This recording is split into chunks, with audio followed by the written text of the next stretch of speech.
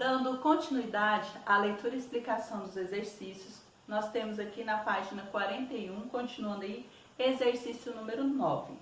Em geral, uma reportagem se estrutura com base nas seguintes partes: título ou manchete, linha fina, lead ou lead e corpo do texto. Sobre lead ou lead, nós temos aqui abaixo a seguinte informação. Na linguagem do jornalismo, são as informações essenciais que o texto traz sobre o fato ocorrido.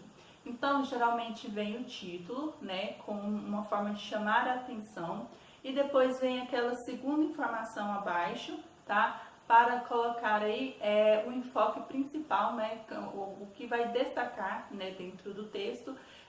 Então, essa linha fina aí, ela vem como as informações essenciais aí do texto aí. Então nós temos aqui o que pode ter dentro desse slide aí. Então, quem, o que, quando, onde, porquê e como. São as perguntas básicas a que o slide deve responder. Então ele vai praticamente, né, responder essas perguntas, né, e dentro dessa resposta se torna aí o slide aí, né, que é a informação essencial do texto aí, tá bom? Então, depois que vai ser apresentado aí, né, essas informações principais e depois em seguida o desenvolvimento do corpo do texto aí. Letra A. Quais são as características do título da reportagem estudada? Então, quais são as principais características aí do texto, do título? Letra B. Entre o título e a linha fina, qual deles é o mais informativo? Então, qual dos dois? O título ou a linha fina é mais informativo?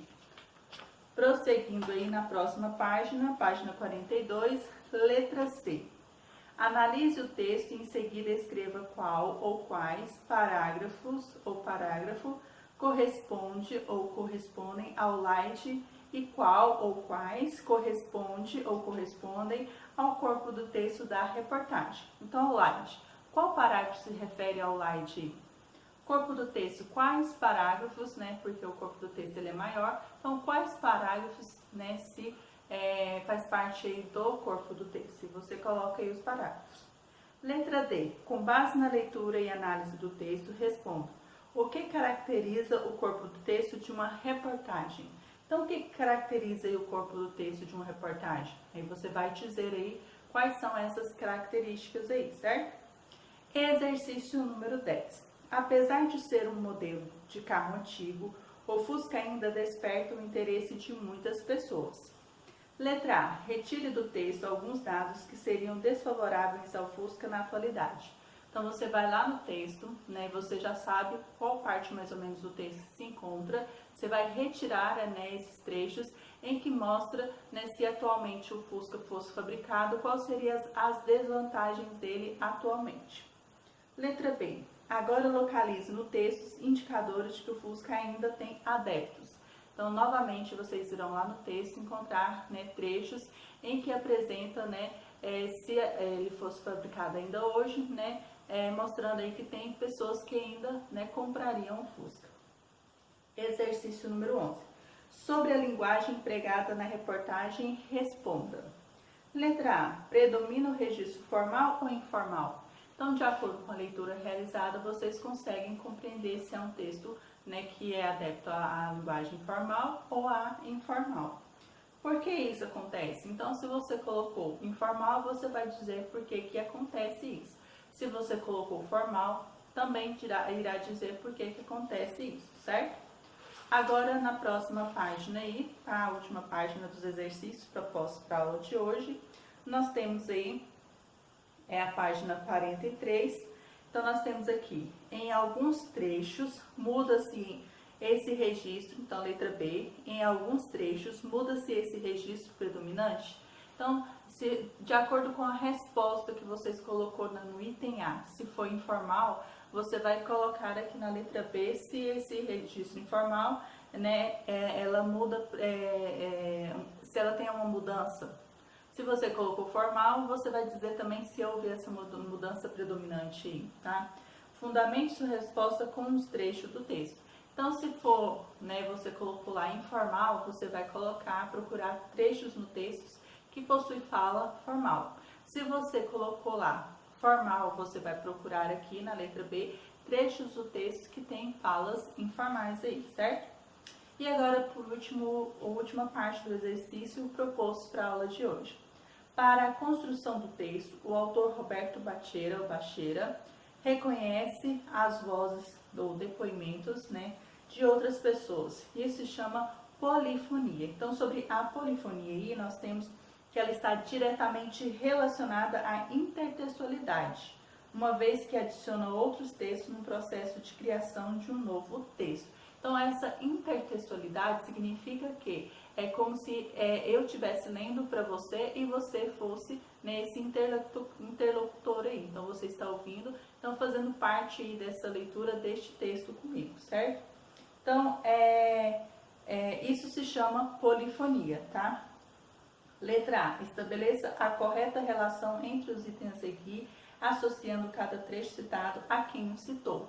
Então, nós temos aqui de 1 a 5 trechos de falas, né, de depoimentos de outras pessoas em que o autor, né, fez entrevistas e colocou dentro do seu texto. E depois embaixo nós vamos marcar a quem pertence, né, vocês irão marcar aí a quem pertence esses depoimentos. Então, 1. O Fusca chegou a responder pela maior parte do mercado brasileiro. Uma geração inteira aprendeu a dirigir nesse carro. Isso foi criando uma imagem que permanece até hoje. 2. O Fusca não vai acabar nunca. 3. Ter um Fusca representa também uma certa dose de conservadorismo, estimulada pela noção de valor e a experiência positiva do uso do produto, com o uso do produto. 4. O carro pode ficar esquecido durante anos numa garagem ou num desmanche. Parece que está no final da vida, mas chega alguém, resgata e ele renasce.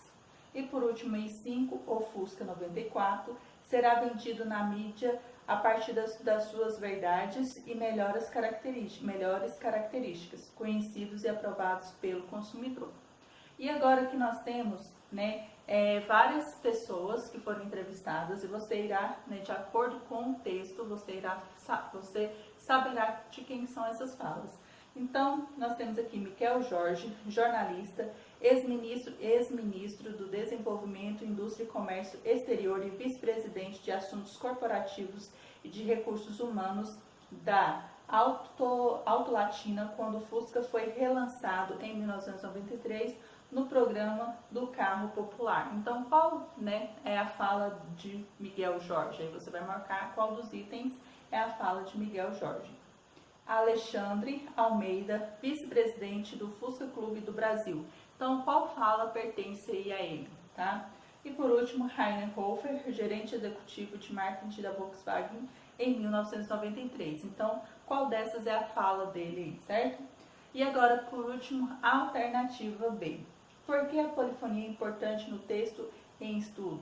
Então, você vai dizer por que a polifonia é importante, né, dentro deste texto que acabamos de estudar aí, certo?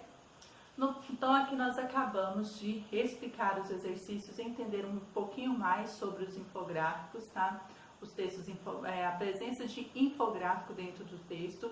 E nos próximos vídeos estarei fazendo a correção dos exercícios. Então, já quero deixar aqui, né, mostrado para vocês, caso haja necessidade de alguma correção, né, a resposta ficou grande, vocês irão marcar no caderno a alternativa e a data da aula de hoje, tá bom? E responda no caderno de redação aí, caso não caiba, né, a resposta inteira no livro aí respondendo, certo? Então, vamos prosseguir aí com a correção dos exercícios.